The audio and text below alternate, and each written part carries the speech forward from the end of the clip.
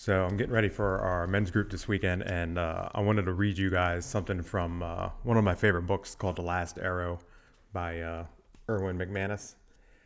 And it's all about, this is a story of when he went back later in life to to talk to his dad again, and because his son wanted to meet him, and he had never met his grandfather, so he wanted to meet him. And it's a story about being average. So he went back to see his dad, and everything went as planned. And he says, right at the end, he says, I don't know what your dad has told you, but he was average. He was just average. His brother was exceptional, but your dad, he was just average. He said, these words cut me like a knife. Please don't misunderstand me. What hurt most was not that those were the last words my father chose to say to me, nor was I most hurt because my son heard this judgment.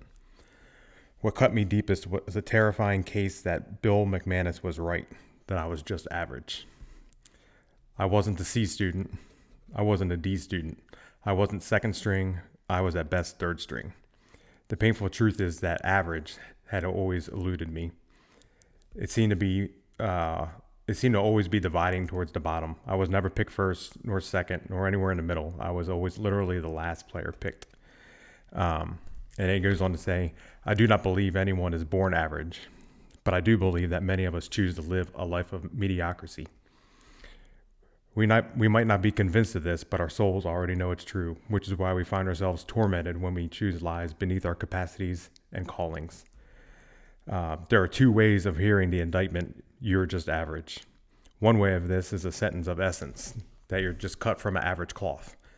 The second is subtly, but significantly different. The statement can be about character, that you have chosen a path of least resistance, that you have not aspired to the greatness that is within your grasp. Here is the painful reality. We will find ourselves defined by the average if we do not choose to defy the odds. Odds are that you and I will fall at the average. That's why it's called the average. It's where most of us live. To be above average demands a choice. It requires that we defy the odds.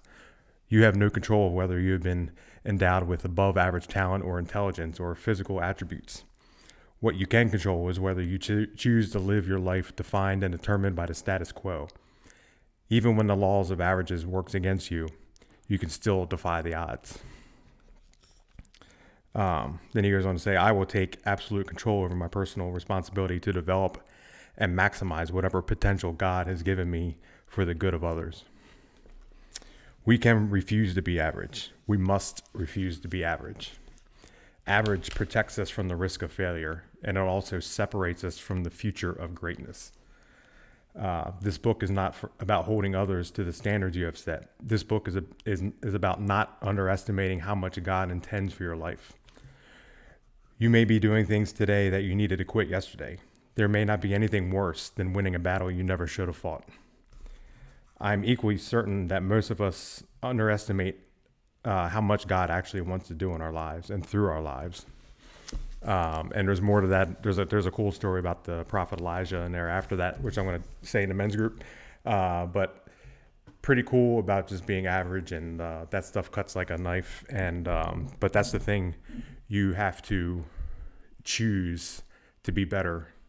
If you don't put out the effort to be better, you are going to be average. So pretty cool story, pretty cool book, one of my favorite books. See you guys.